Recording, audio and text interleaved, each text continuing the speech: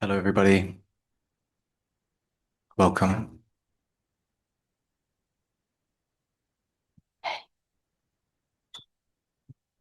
Welcome.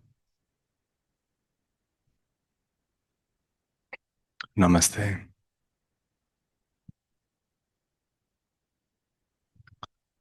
So we crammed quite a few bodies into this space, and yeah, I don't know if we'll have some latecomers, so we might need to be a little creative in accommodating them. And I'm seeing lots of familiar faces, lots of new faces, so thank you for joining us today. Sat Shree and Sat Shree are going to be with us in a few minutes' time for the Satsang. But before that, Agni Preeti and I will just talk to you, just very, very briefly, introduce ourselves and let you know how things are going to go today. So, Satri will do a satsang, but there's also the possibility that he might open up for interactions. So this is what the seat on the side is here for you. This is the hot seat. So if you feel the pull to come forward, to ask a question, to share something about your experience, then please take the opportunity. And if you're feeling a lot of intensity, maybe some apprehension or resistance, then that might be all the more reason to come forward and just place yourself there and see what happens. So my name is Satnam. I've been with Satri, I would say, for about 3 years now. And I first came across him on YouTube, of all places. And it was within only a matter of a few weeks of watching one of his videos for the first time that I acted on this irrepressible impulse to visit him in Washoe Valley and be with him in person, be with him in the physical. And since then, I've visited Washoe Valley many times, which is where his home is. It's where he has the Dharma Center, where his mission is located. Um, and I participated in many programs. We have 6-week programs there, and I've done maybe 5 or 6 over the last few years, as well as a program in India and a second one now. And it's over the last 2 years that I've gradually become more involved, more engaged in the work, in serving his mission. And part of that process was a task, which was in some way a new task that I was engaged in a week or so ago that I wanted to share something or share about with you. And that was putting up the posters for this satsang. Now, up until this point, everything that I've done with New Dharma and Satri has been contained very much within the Sangha. So this was almost a new horizon for me in some way, even though it was a simple task. And when I put up the very, very first poster, there was somebody there. It was like he was almost waiting for me. And as the poster went up, he was standing over my shoulder, looking inquisitively. And then he asked me a question, what is this about? Can you tell me something? So I did my utmost to explain to him. And I walked away after an interaction of only a minute or two, feeling as though I'd failed miserably. I was just going over it again in my head, thinking like, what did I say? Why did I say that? And one of the things that I said to him that I took issue with in retrospect was that I referred to Satri as my teacher, which it's not incorrect. There is a truth to it, but there was an element of caution, I think, that I felt in really expressing what Satri is and what my experience of him has been. And what would have been more accurate and what would have been more encompassing of what this journey with him has entailed was to refer to him correctly as Satri is a guru or Satri is my guru. And there's a context for this in India. There's a tradition that goes back many years, many, many centuries. And I was actually born into a tradition where there is a place for the guru. There's a lineage of gurus. But it's not something that I've or would have been able to truly understand until I came to discover it for myself. And so that's what the last 3 years have been for me, is this discovery of what the guru is in principle, and the discovery of what the guru is in form, and the potential for transformation, the potential for so many things that would otherwise be unknowable, that are held and offered through being linked and being linked to and being in an intimate relationship with somebody like Sat Shree. So I will leave it there and hand over to Angadi. Thank you. Thank you, Satnam. Yeah, I felt so nervous when you all were sitting there, so I'm also going to say hello. Couldn't look at you.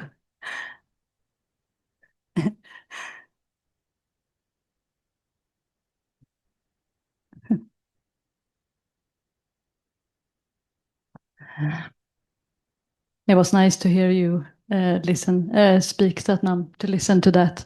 Feels impossible to describe that relationship that is the reason why I'm here also. But you are all here for yourself to discover why you came here. So this is Satsang is really a co-creation in that sense. Your listening and your attention and just you showing up here. I don't see any of those things as a coincidence. So that matters. Yeah, I'm Agnipriti. I met Sat Shree. I got a name from him. Some of you know me as Caroline. I got a name from Sat Shree. I met him the first time in 2018 in Stockholm, which is my hometown in Sweden. In that satsang, he talked about, Janaka, you were there also. He talked about his awakening, which happened in 1998. And in 1999, he came here to Tiru for the first time. So he has been here many, many times over a long period of time because his teacher was here. So he spent time going back and forth when he was in the process with his teacher. And then when New Dharma took shape, the organization that Sat Shree and his wife and spiritual partner Satyamai founded started bringing groups here in 2012. And in 2023, this just remembering all these years is making my brain into porridge. But so far I'm doing well. So 2023, Sat Shree said it would be the last time he would come here. And I was there, and a few of us was here also then. And then we're here again. And all of a sudden we were in this meeting, we were planning what we were going to do. And then Sat Shree said we're going to go to India. He shared like an inner revelation or inner call he'd had from what he refers to as the mother that said, you just need to go here. He didn't know why. None of us still knows exactly why, because we're in that process of discovery together right now. But it feels really important. And that's why I mentioned that it is a co-creation, because this, what we call a public satsang, is part of that too. And you, for some reason, chose to be here. So there's something we're going to do together. So let's find out what that is. I have a little cheat sheet here, so I'll see if yeah. There is a list outside, many of you have probably heard it, where you can give your email address if you want a recording. So for sometimes what we do, Sat Shree doesn't always offer hot seats and interactions. He may do it today, and it can be nice if you go up there, for example, to be able to re-watch the recording or transcribe the interaction or whatever you feel to do. So if you want a recording, you can give your email address outside. That's a detail. Other than that, I just want to say welcome to everyone. Thank you for coming. And we can just be a little in silence, and we'll get Sat Shree and Satyamai. Welcome them into the room. Thank you.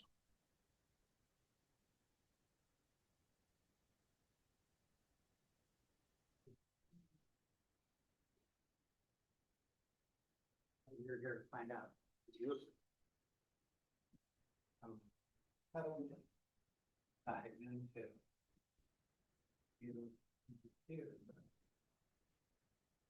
Greatest obstacle to ourselves, knowing ourselves, is our fear of movement, of actually being seen without.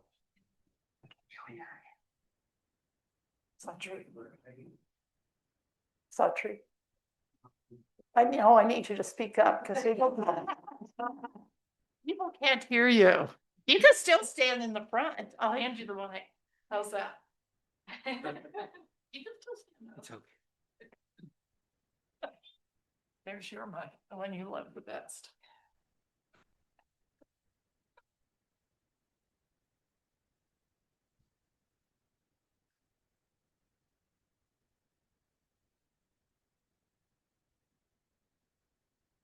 Welcome, welcome, namaste, namaste, namaste, welcome, namaste, namaste.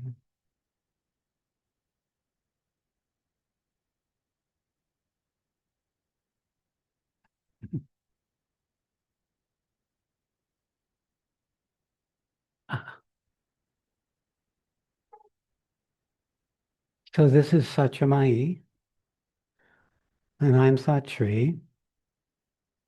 Satchamai and I were married, 1985. 3 years. She's my memory. I can't keep track of these things. She was here, she's been here with me when in 1998 I had the awakening.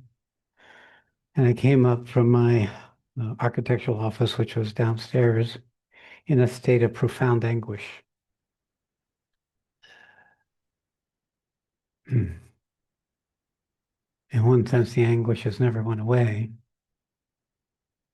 But the nature of the anguish was all the lost loves, all the times in my life I went into separation or was so caught up in my story or what I had made important that I was not able to stay connected to not just anyone, but to the truth of what it is to be in existence. But at that time, I didn't know what it was.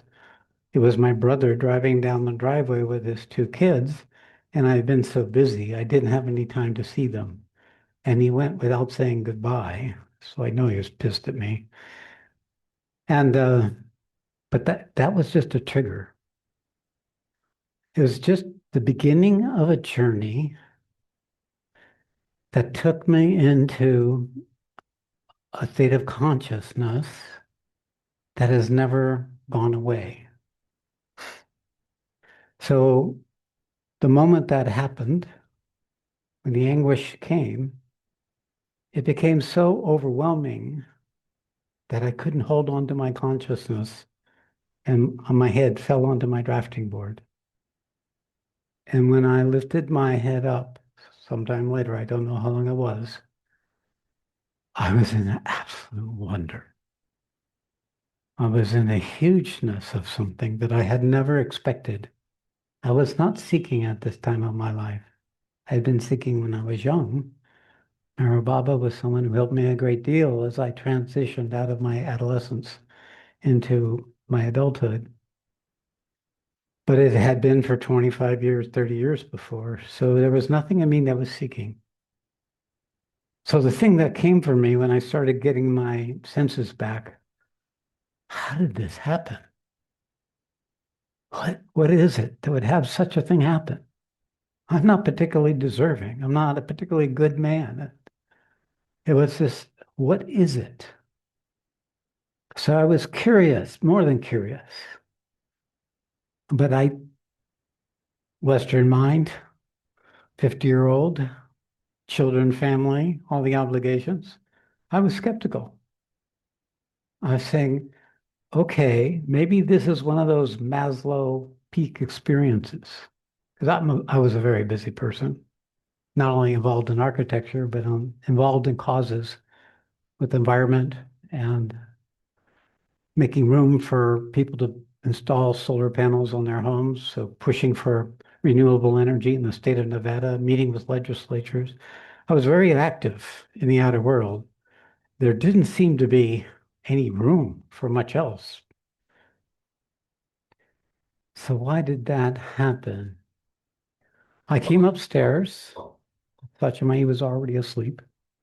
I came into the room, and when I walked into the room, I mean, she could share it herself, but I'll share it just to keep the continuity of the story. She sat straight up and she said, "What's happening? What's happening?" And I said, "I don't know." And I sat on the edge of the bed and I looked out. This is Northern Nevada. We lived in an A-frame house. Our room was at the very top. There was a window looking out at the desert, BLM land that goes on for miles and miles. And as I looked out the window, I found myself in the middle of the cosmos, in the universe, but it was very tangible. It was a very clear seeing of the planets and the stars and the galaxies and the solar systems. I was fully aware of myself there, and everywhere I looked was another aspect, down, above, all around. And then I came into this place, and in this place, I was unchanging. And the whole universe was in its billion-year evolutionary process. But for me, it was as if it was happening right then and there, as if I was observing hundreds of millions of years moving into forming planets and solar systems. So I went to bed and came up next morning, and I said, well, that was great. I'm really busy. I've got appointments. I got clients. And what happened, I got put in that category of, one of those experiences you can't explain. And I went back into my life. Now, in most cases, these kinds of awakening, that's it. And then you become a spiritual teacher, and then you go from there. For me, I wasn't interested in any of that. I was fully engaged in a life that for me was directed and meaningful, and it was an evolution of 25 years of spiritual architectural practice. However, after about a week, I was driving home with my Satchimai and our daughter, and it was as if a 400-pound gorilla of bliss descended into my body. And the way it showed up is I noticed while I was driving that every time I opened or closed my eyes, the bliss got intense. So that it just got more and more intense. And then Satchimai said, pull over. I'm driving. Her self-preservation instinct's very high.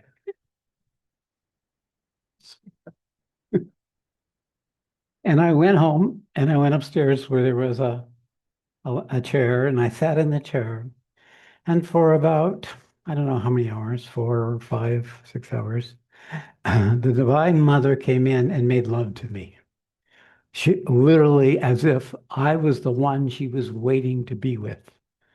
And it was this huge, huge love, intimate in my body, as if I was being caressed from the inside out by something of a complete different order than anything I've ever experienced.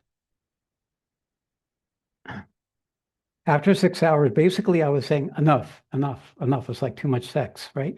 Enough, enough. I need room. I can't hold this anymore. And it quieted, eventually quieted. So then I said, well, okay, 2 times. What is it when it repeats itself? And so it went. Every week or 2 weeks, it would come in unbidden on my part and literally take me over. And in that first part, it was the mother, but there were many other expressions that were coming. Now, the nature of my relationship to these things was there was no fear. It was utter relaxation and wonder. Very different than Kundalini awakenings that I was familiar with, or with people that I have worked with since, who went into fear or resistance or confusion because the organization of their ego started getting fractured and blown apart. But it was mine, it was like I was welcoming it. Take me away, right? My aliens had come in and possessed me, and now I was an alien. That's more true than I knew at that time. I am something else. So this went on for some months. And at some point, I knew I needed help. I needed someone to talk to. I needed someone who could understand what was happening to me. And I ended up going up to a small ashram, 45 minutes from where we lived. And there was a caretaker on the property. What was her name? Pooja. And they were interested in expanding their model airplane. I mean, their meditation hall. It's funny how that slips in. Their meditation hall. And they wanted some advice. So, but the first thing I went to her, because there was something about her, like she had a quality of ease and presence. And so I shared with her what had happened. And she's washing dishes while I'm talking to her. And she turns around to me and says, well, when the fruit is ripe, it falls. And that just resonated. It was just like, yeah, that's it. Whatever was it that I had been living, and all the impulses and ambitions and strives of my human life had come to sufficient completion that when the grace came, my system could receive it. And it never went away. It's so here with me. As a matter of fact, now that I'm here, and now I'm in this time, and now the work has become a recognition of the peril that is, we're all in, if we know it or not. That may be very well threatening the possibility of humanity to continue to evolve. And what comes up for this is not the first time. There was another time in 2004 after I had been in India with my teacher for 6 years, and then he opened an ashram. He had me open an ashram in Sacramento, California, and I started teaching. And when I started teaching, I was going into these states where they would come on suddenly, I would disappear, and a day or 2 days or 2.5 days later, I would come out as if I just sat down. That literally, for that time, my body didn't have to pee, didn't have to eat, didn't have to sleep. It was frozen in the original position I sat. This went on for 3.5 years. As I got along into about the second year, I began to recognize that what was having me come out or out of that state was a cry. It was a cry of the dejected souls. That's how I named it. But I know now it's an anguish or a cry of the mother that is holding all of existence, where her children and the opportunity of humanity is being undone due to the error of what humanity does in its own separative structures of separation, control, power, need, fear, power.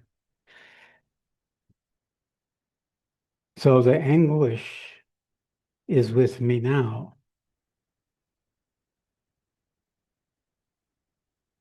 And this anguish is an unspeakable love.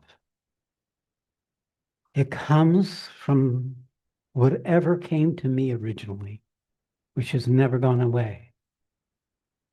It calls me into a sacrifice or a willingness to come out what would otherwise be absolute end of the spiritual journey for an individual, to be engaged with humanity, both not only interactive with people like yourselves, but in the collective consciousness.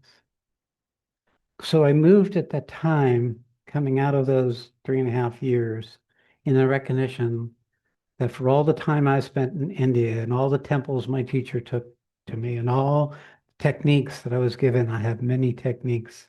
He felt that by giving me these techniques, it would help me become what he recognized was already there and needed just to be supported.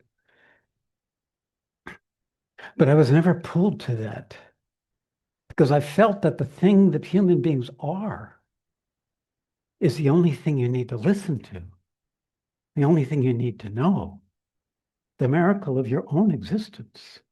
The fact that you can be now here in this room with someone like myself, aligning yourself with something that's calling you, that's been calling you all along, if you know it or not, to come into a greater relationship with that foundational quality of your being, which is what I call truth, love, and the current that it brings, which is Satchitananda, the bringing forward of greater consciousness, greater knowing, and with that, greater love.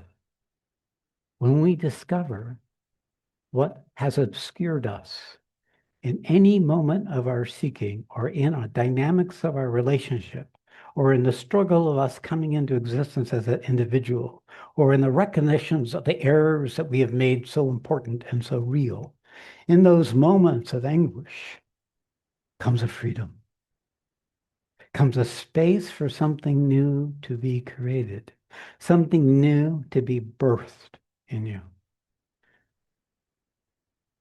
Now, this isn't something I do.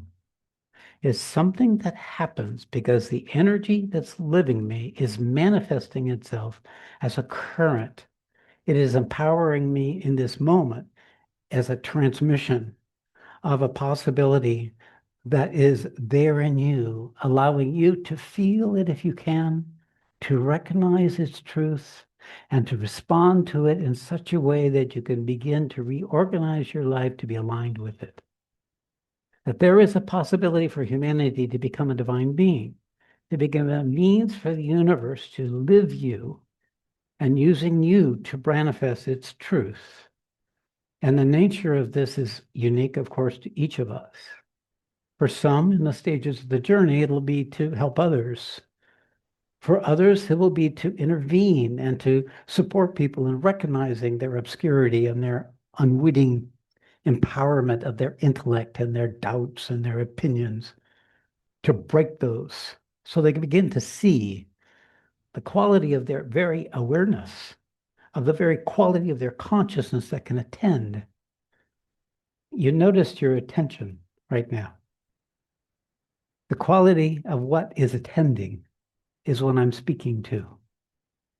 The quality of you right now here, hearing this, seeing this, feeling this, recognizing the opportunity is the what in you that I am speaking to.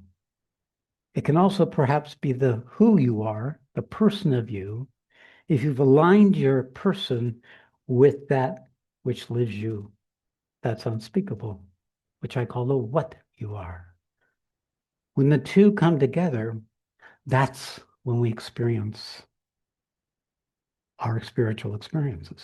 That's when we begin to bring the human and bring that quality of what we are, which comes from the soul itself. So the soul joins our human, and it becomes a shift in our ability to be in existence in a new way. It opens the door of it. It doesn't guarantee that it's going to happen. What happened to me was clearly because what was holding me together was not enough to get in the way for what the universe is trying to do for all of us. It is trying to evolve us if we can learn to collaborate with its call within. That's the nature of the journey. Now, I know there's very mature people in this room, very much, both people, the 18, 19 people who are with me right now on this trip to India. But when I came here, I was just continuously being overtaken by what I was seeing who's here. That the quality of the energy of the people right now in Tiruvannamalai, for me, has not been as I've seen it before. It is a maturing crowd of people who have come to a point of enough misery and enough suffering and enough crying that they're ready for a greater consciousness to come in.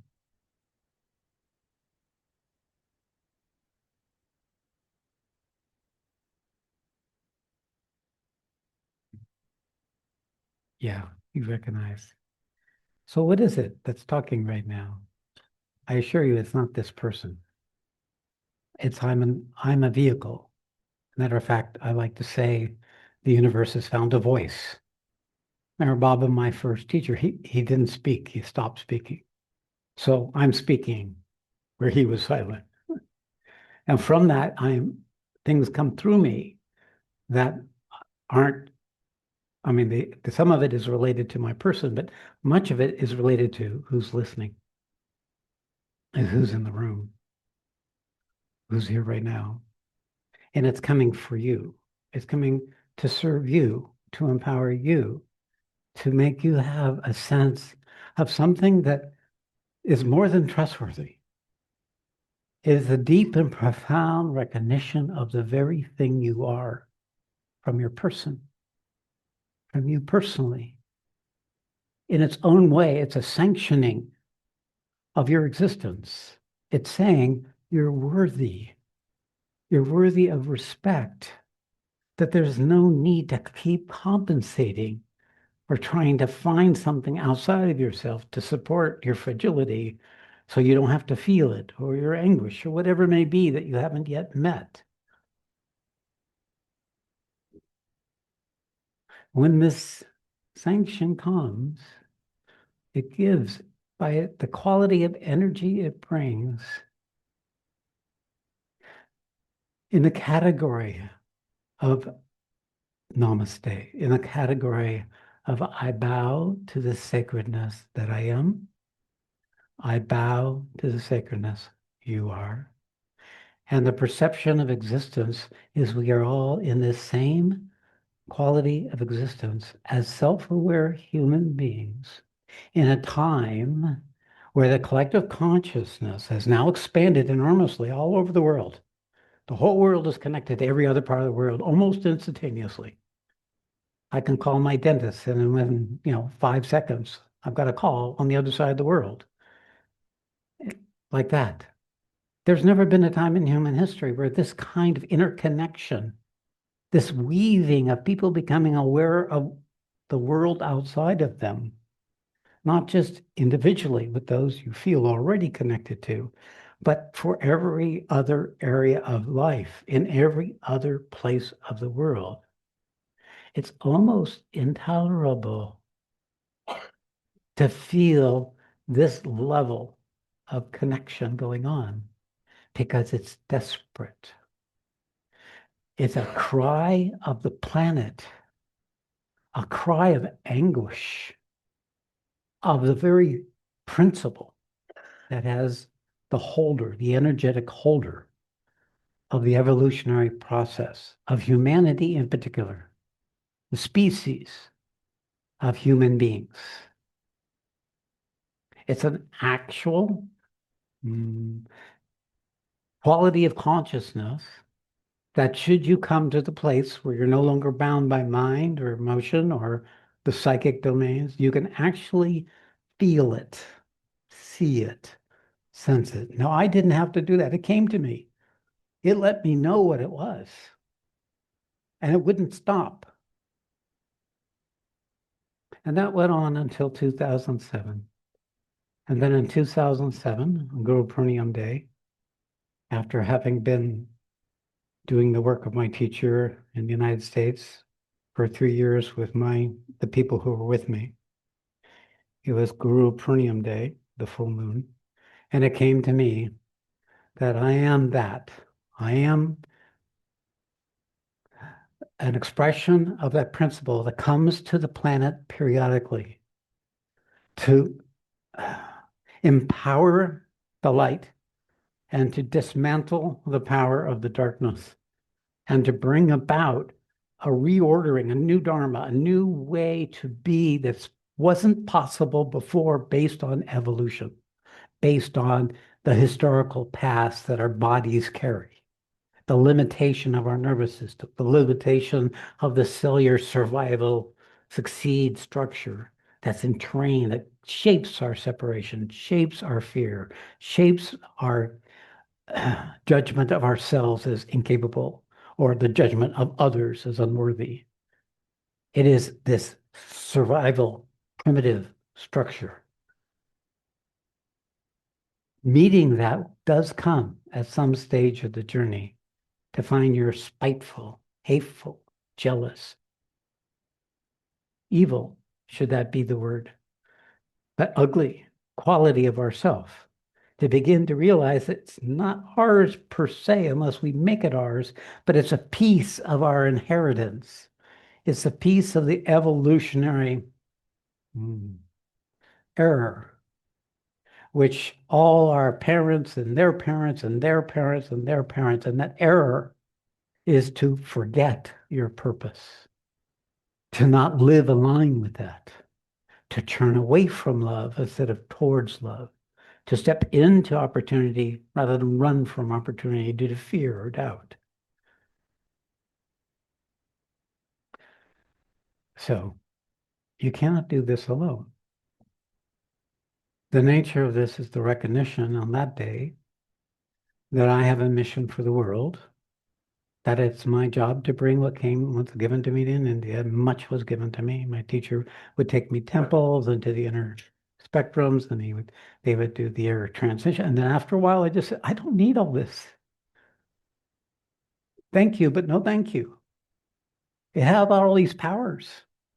I wasn't interested in any of them. I just wanted that one truth, that one principle that even the mother surrenders to, that one stand that's allowed existence to wake up to itself, which is what created us. We are that which wakes up to itself, first as a person, and our limitations, and our stories, and our attachments. But then at some point, that quality of our consciousness in the right situation, depending upon all the lives you've lived, how ready you are to receive it, the universe will provide you the opportunity to awaken to that. That's how it works. So you plant a seed in the ground, and if it's wet enough and the soil is nurturing enough, the seed sends out a shoot. Seed doesn't know anything. Sending out a shoot.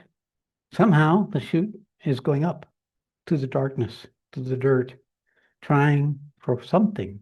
Something is living the seed, birthing it into something outside of itself. It has to break out of the shell of the initial seed. It has to rot.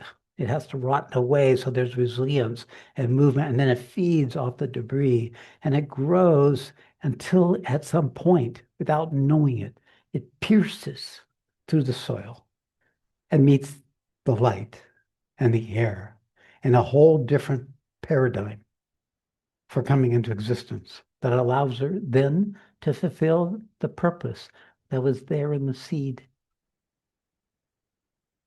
Each of us carry a purpose. In each birth, your father and your mother created a being that had its own genius, its own unique purpose. Some of it was determined by what the soul, the consciousness, but the body itself came out of the genetics, came out of the matter, the substance. The soul, the purpose, inhabits the body and brings the impressions from many lifetimes. And it then, body adapts to the consciousness because the body is more powerful. I mean, the consciousness is more powerful. But it takes time because the body rules. If you're not aware of your body, if you're not paying attention to your body rules. Pain, pleasure, attachment, desire, companionship, friends, relationships. All of these are things that happen in the play of the consciousness with your body. Your love for someone is actually an event that happens in your body, not just your mind, not just your heart, which is, of course, part of your body. The nature of being able to come into existence with a body that's awakened is a very different quality of being than when it's not or only partially awakened.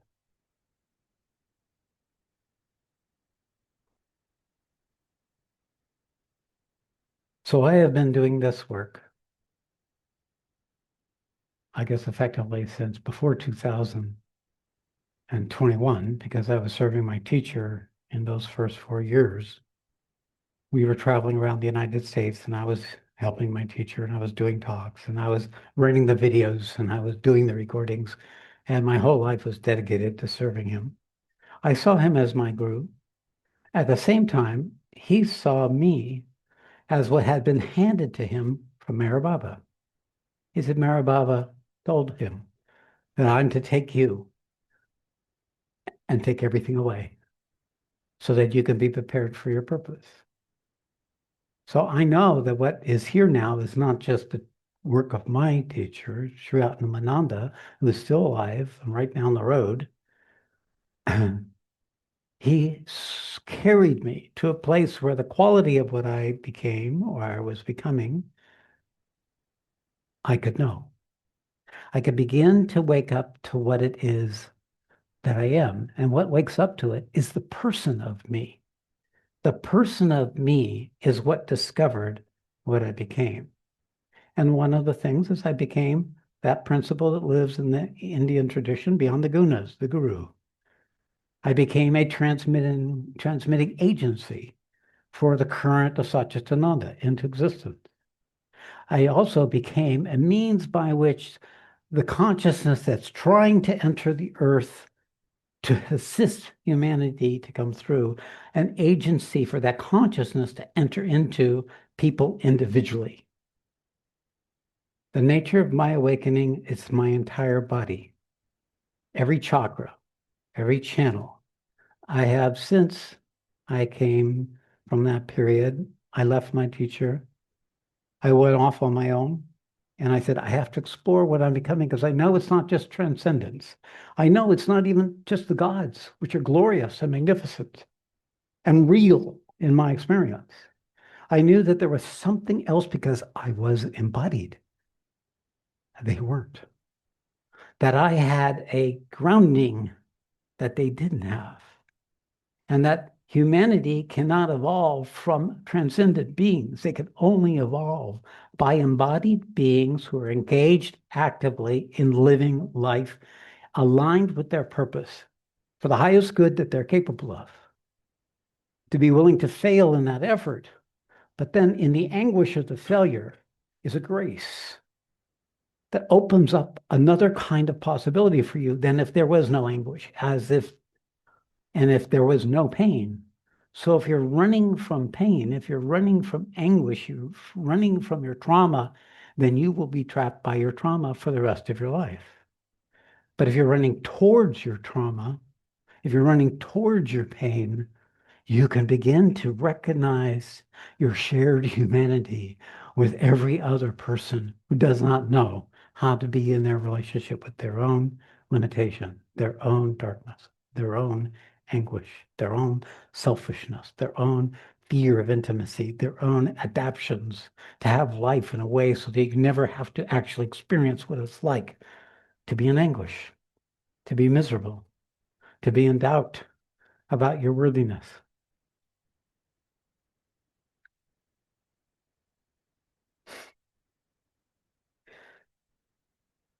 So I have been working with people in multiple ways. I have, I understand I have 4,000 recordings and 2,500 videos. And I have spoken of every aspect of the spiritual path. I draw strongly on the translation of the Bhagavad Gita that my teacher Sri Atmananda had produced. In the Bhagavad Gita, because I was trying to understand what had happened to me, I found that it described in the 18th chapters of the Bhagavad Gita the stage of the journey that I had just traversed, and then it would describe stages of the journey I had not yet traversed. And I would read it and I said, I don't know what this is. And then it would come. And then I began to recognize that this Bhagavad Gita was describing a scaffolding for the unfolding of consciousness. And each one of those steps is a yoga. That means the first step of the Bhagavad Gita opens up, and it's dejection, the anguish, the felt sense of your bondage, of your unworthiness, of your limb, and the anguish of that. See, it has to be at the level of the soul. It can't be just human distress.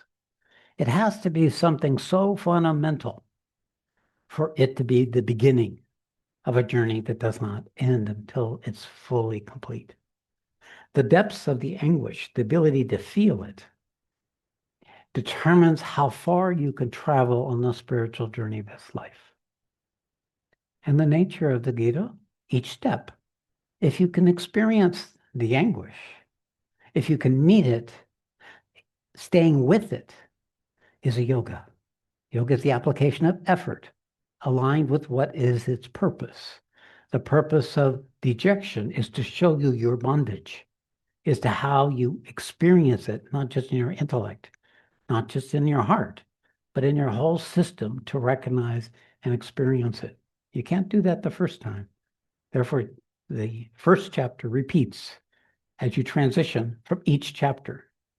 So there's this continuous movement back into the unmet parts of yourself, unraveling the samskaras, unraveling the karmas, making you more free, more spacious, more capable of traveling the journey and of knowing what in yourself is separating you from that next stage of the unfolding, which is a natural unfolding. It's enhanced if you have a gardener. It's enhanced if someone is injecting fertilizer. It's watered regularly, protects it from the undue bright sun. And then you're being harvested. And through that, and that's the role of the guru, that's the role of one in my position, to nourish your ability to grow in the maturing of something that's natural, that will take time. It'll take much more time than your restless seeking willing to go through. But there will be the knowing that you're making progress. There'll be this recognition that there's an acceleration in the way you are in relationship with existence, that you experience a shifting in your reactivity. It quiets. You found a greater affinity with people and less judgment and less repulsion. You find more serenity. And if you meditate, your meditations become deeper and richer and fuller. Each chapter, out of the first chapter, the next is the yoga of discrimination. What's discrimination? Is the ability of consciousness to begin to perceive and what it wasn't able to perceive before. And what you perceive is how you have separated yourself from the truth you are, from others, from love, from honoring your own worth, and for addicting yourself to compensating structures that just keep you endlessly distracted. And then you have choice. You don't have choice until you come out to discrimination. You're merged with your pain. You're merged with your misery. You're merged with your self-doubt. You are the self-doubt. You have no authority when you're taken over by your programming or your activity or your opinions or your anger or your rage or your need to control. You have no power. You, the quality of consciousness of the eternal truth of you, has no power. You're merged with it. Coming out of that merged state requires an injection that pushes you into a different state of consciousness so that you can see, I'm doing this to myself, where you can perceive that it's not what I'm thinking it is, where you can begin to recognize that you were judging something for something that they didn't do, but from your own reactivity or your own anger or your own irritation with being in existence. You begin to own the territory. From discrimination, then there comes knowledge. Now, what is knowledge? Knowledge is space. Knowledge is the quality of being that can just be and perceive from that state what's there. Meditation helps. Coming out of meditation, there's a spaciousness, and there's a greater ability to be at ease, and therefore a greater relaxation, and therefore a greater ability to perceive the truth of things, both within yourself and with others. This is the yoga of knowledge. There's all spiritual paths about knowledge, and the knowledge they're seeking is like something outside. Knowledge is the quality of what you are yourself. changing that not chasing that knowledge with seeking will not allow you to know that knowledge. That's seeking. It's something else that doesn't have that drive for self-serving.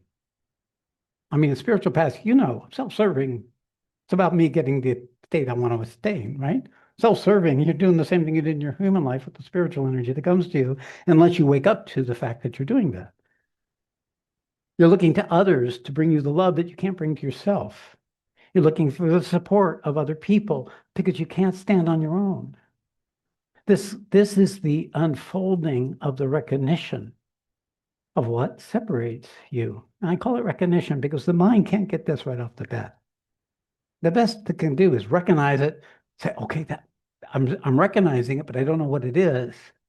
And if you stay in the recognition of it, if you put attention on what it is that you're recognizing, it will unfold. It will start opening up and revealing its qualities. It'll start revealing its nature to you.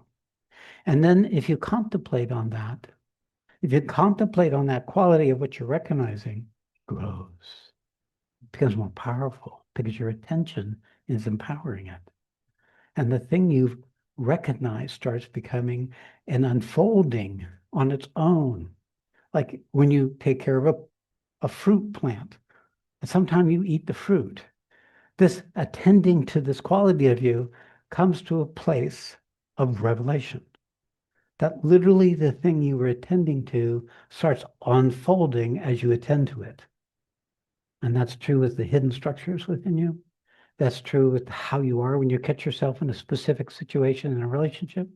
That if you attend to it and hold it in the yoga of knowledge, it will start unfolding what it is that's in play.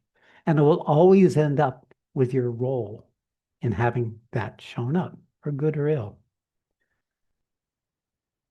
So the spiritual path is not much different than a maturing human being learning how to come into existence in the right relationship with existence. I find many people who are simply lived life in the right relationship, made the sacrifices, made the commitment, stayed true long enough, that they bring a maturity that's often greater than spiritual seekers who's looking for an exit, looking for a way to get out of it, rather than to get into it.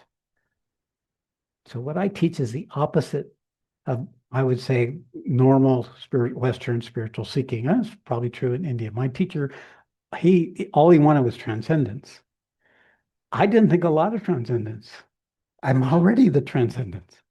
I was very interested in being in the body. I was very interested in being a human. Matter of fact, I'm more human now than I've ever been.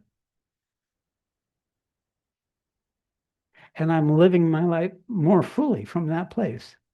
Concurrently, the fact that I'm carrying the anguish of the world. Now, that means, because I didn't do this, I collaborated with it, I languaged it, I've been teaching it, but I didn't create this. I'm a means to let you know that such a thing exists, to be a demonstration of it.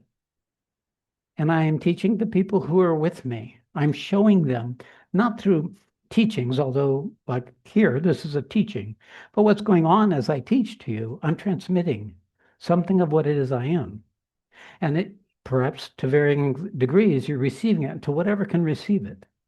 And its purpose is to empower you to know the greater truth that you carry and the responsibility that comes with that, which means to play your part, not only by collaborating with the unfolding of your own growing maturity, but to support the world and others in that same process. It's not enough to heal somebody who's suffering, because if the structure that created the suffering hasn't been resolved, they're going to endlessly be seeking healers. But if the person can own the territory that caused their suffering, then they can begin to be the healer of their own suffering.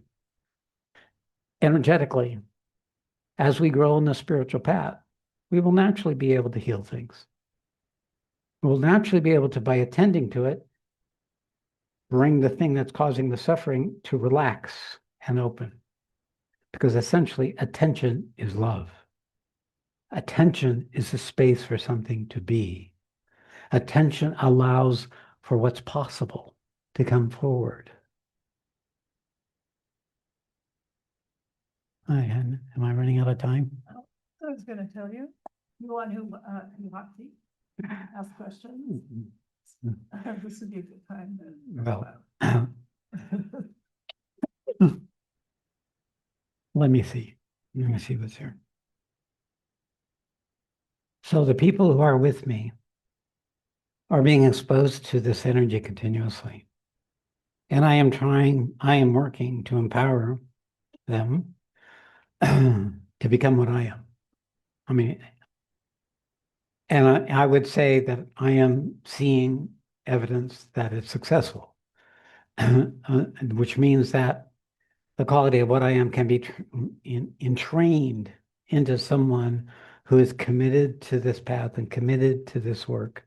And that despite their resistances, they can grow and become a more full expression of what is uniquely their expression that I am. And therefore, I'm working with a small group of people since 2023 or so.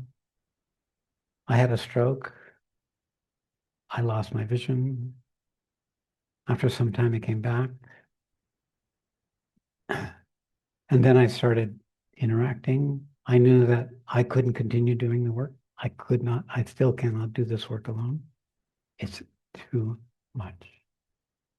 It's too much for one body. It's too much for one person to be holding this energy and eating the collective error of humanity. Now, I have a great capacity for doing this, but it's taken years and years to get to that place. But the people who are coming to me are sharing in the burden. Their bodies are on fire sometimes. They can't sleep at night. They have terrible meditations.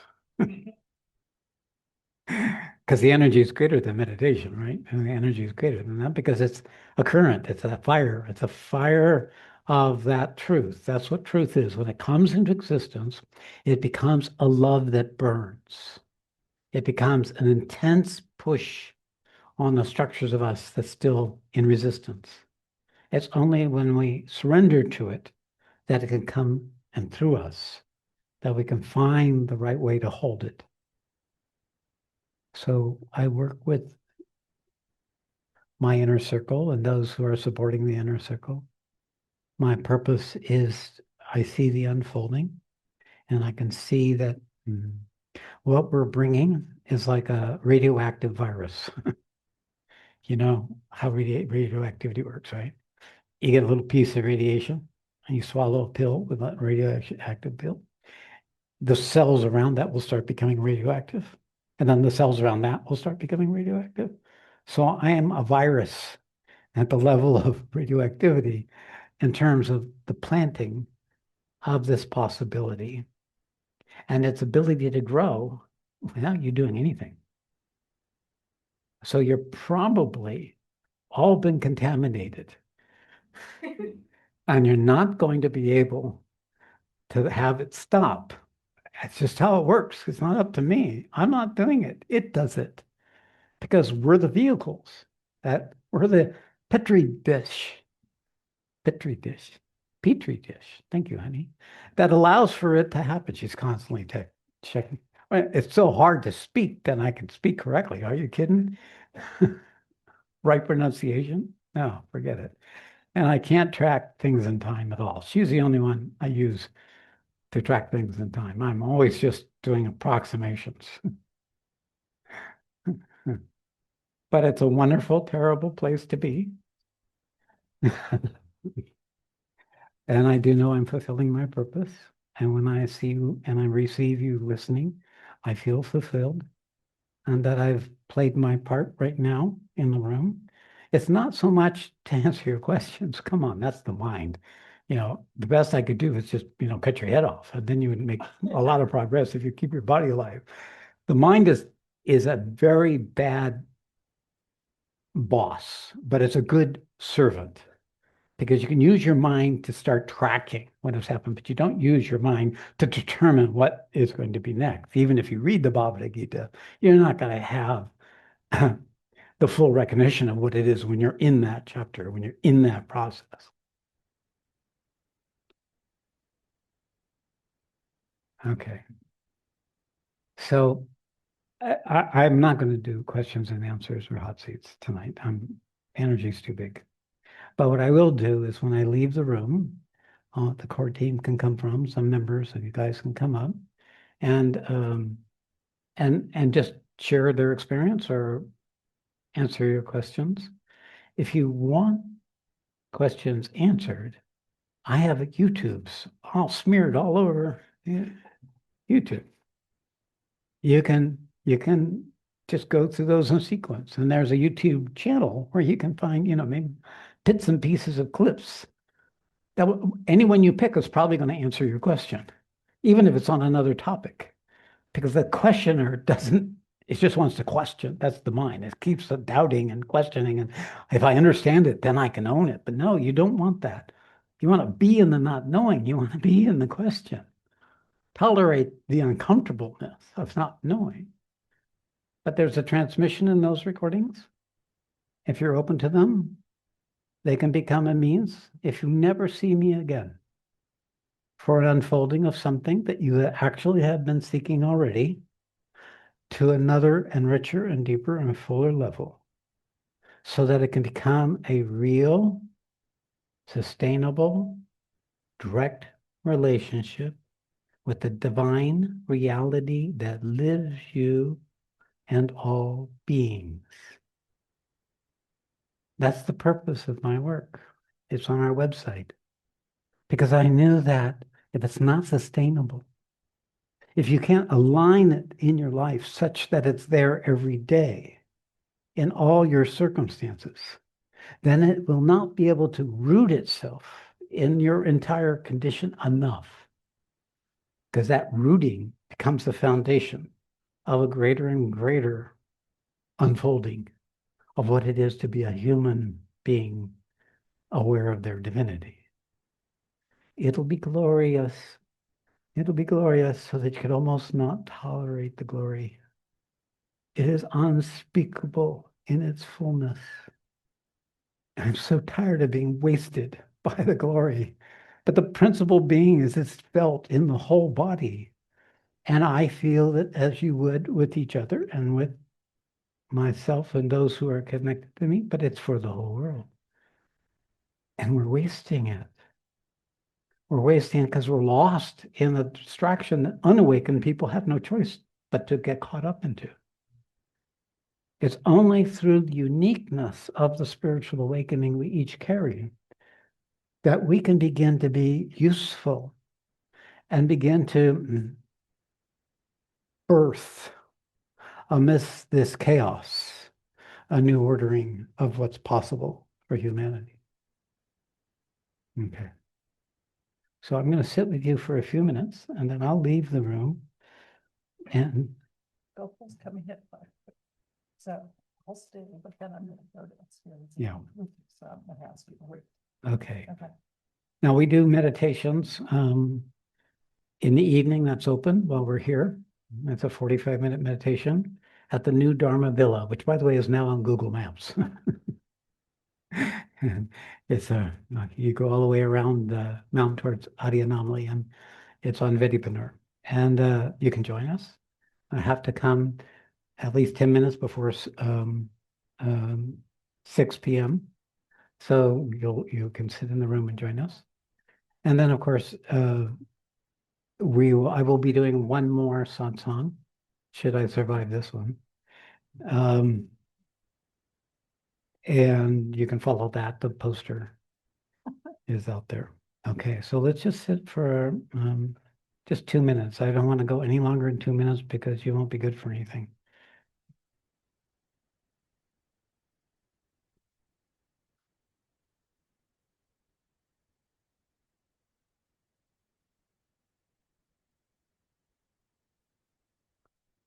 Just be aware of your breath. Feel the warmth in your body. Feel the pressure of your seat, your feet on the ground, and your breath.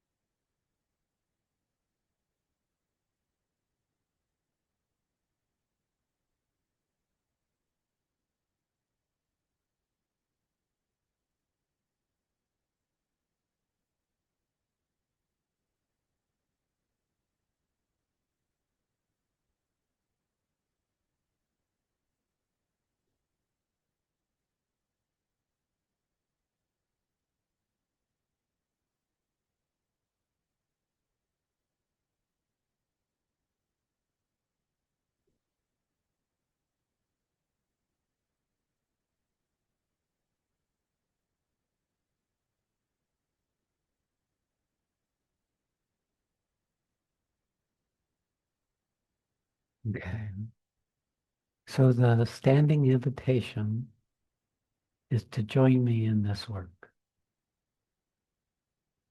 If you're called to do that, then this is the time to join us in this work. We're very few. The ability to affect the collective consciousness is very limited. We have programs, we have special meditations, we have other things that can help in the unfolding, but nothing is greater than the quantity of people aligned with the truth of their own unfolding, collaborating with each other to co-create a new way to be, a new kind of humanity that's founded on love and truth. So namaste.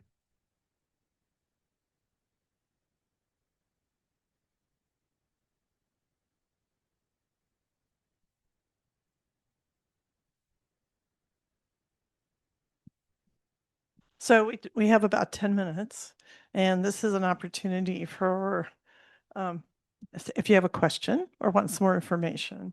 So Satnam and Agnapriti, come up and ask questions. And then we have other, did you introduce the entire core group? If you're in a core group, just raise your hand with New Dharma. These are people who are here. You may see them around town at many of the restaurants, which is where we all hang out, and you can always ask questions. So, and I'm going to, you gonna stand? I'll stay. I can stay 10 minutes. Oh, there's another seat chair there. So if you have any questions right now, just raise your hand, or you can make a comment, or we can just sit and be quiet for 10 minutes. So it's up to you. And if you need to leave, no problem.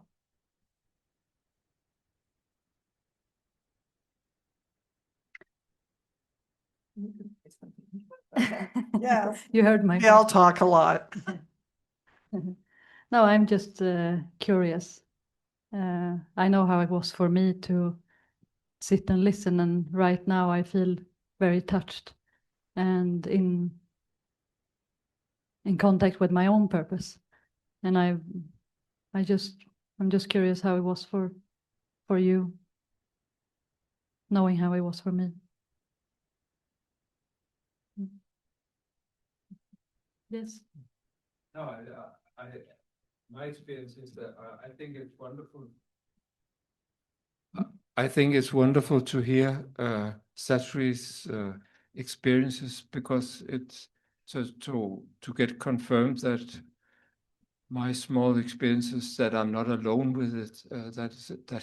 So I feel very uplifted, and also kind of something is pushing me in the right direction when I heard it. So it was a beautiful experience for me, and I was very touched by it also. So thank you for providing it.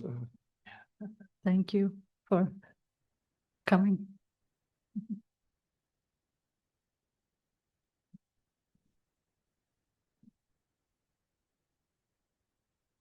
Well, thank you first of all for everything, but my question is, how do you find your own purpose? What kind of tools can you give us?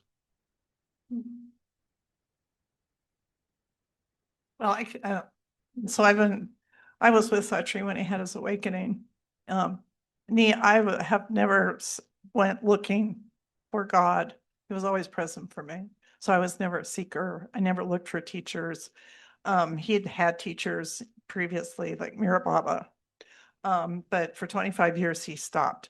So here he has this awakening. I'm there. Otherwise, I would have thought, oh, you're just having a midlife crisis at 50 years old, right? I was like, oh yeah, you're going to India for 6 years to find yourself. But I was there. I experienced it with him. I knew in that moment that was my purpose, was to be part of that, his awakening. That also, I never had the same awakening he has. His is, I've never hardly met anyone who has. I'm more of the awareness. I'm more up here. But I knew my purpose was to be in this process with myself and with him. So that, I looked into the circumstance at the moment, what I was drawn to. That's how I found my purpose. And I didn't have to really look. It just like showed up. You may already know what it is. So part of it is just going inside to see, and it may be to be a therapist, to help people. I mean, there's just so many different ways to be of purpose. So you can be the big collective purpose, or you can be the individual purpose. So In my experience, it was the purpose finding me. So I think my system is more similar to Sat Shree's system. I am not I'm not saying that he's not well functioned in the mind.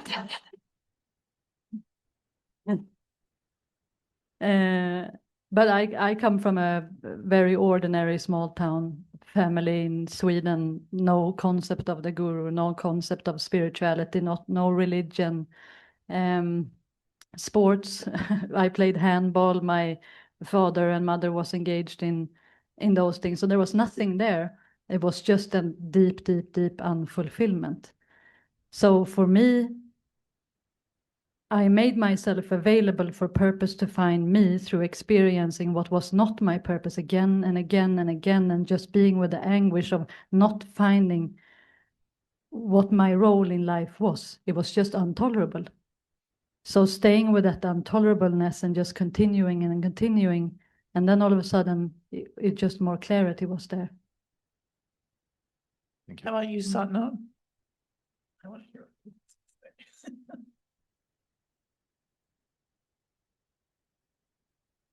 Yeah, I would say that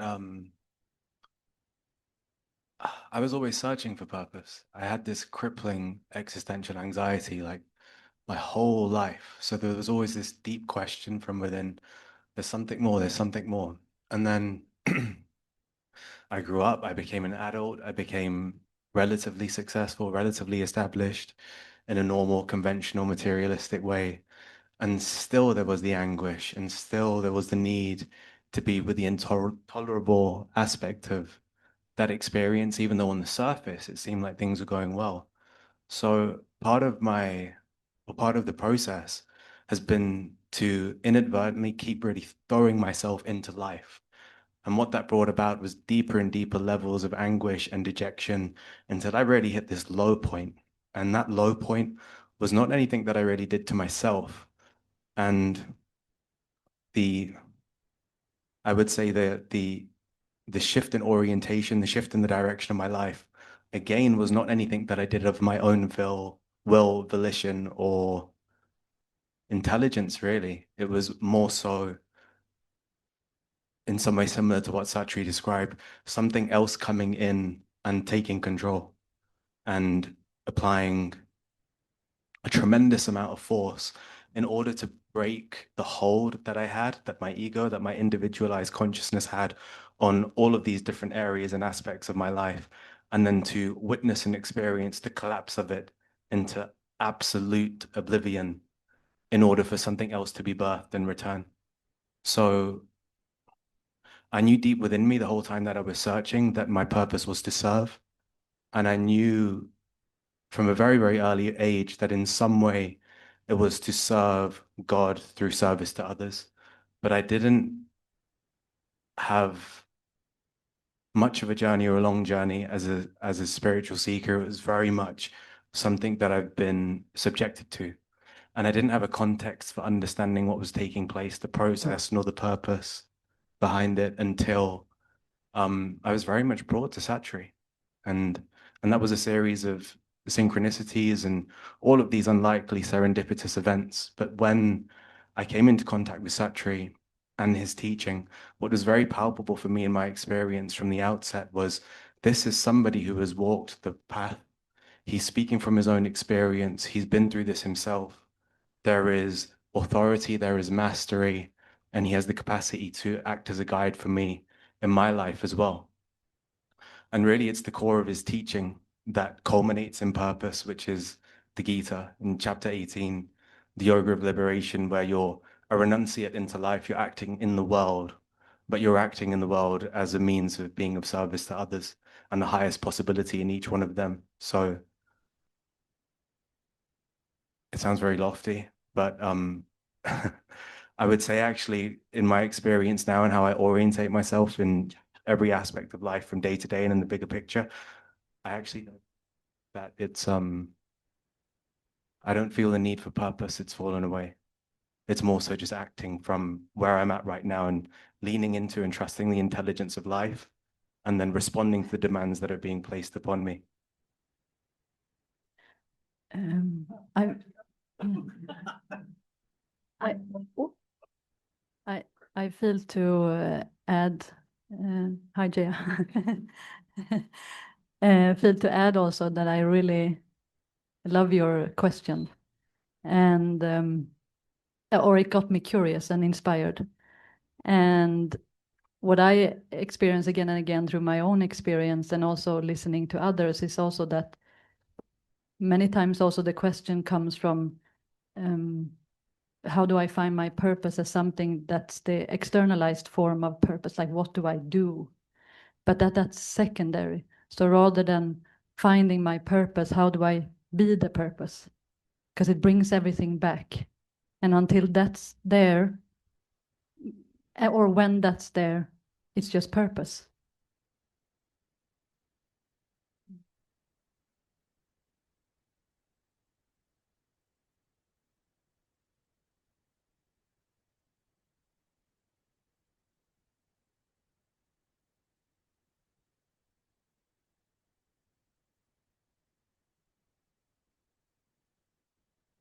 Anyone else?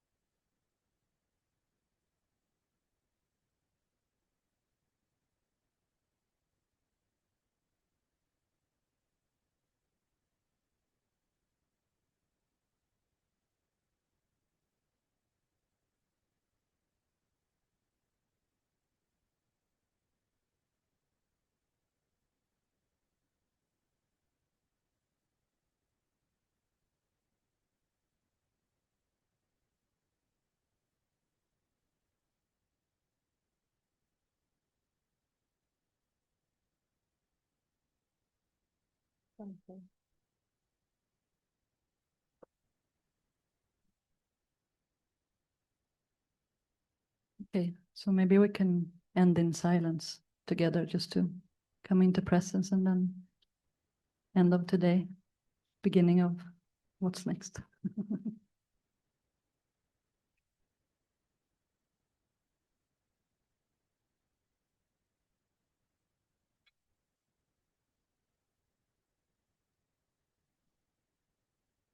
We'll sit for 2 minutes. 2.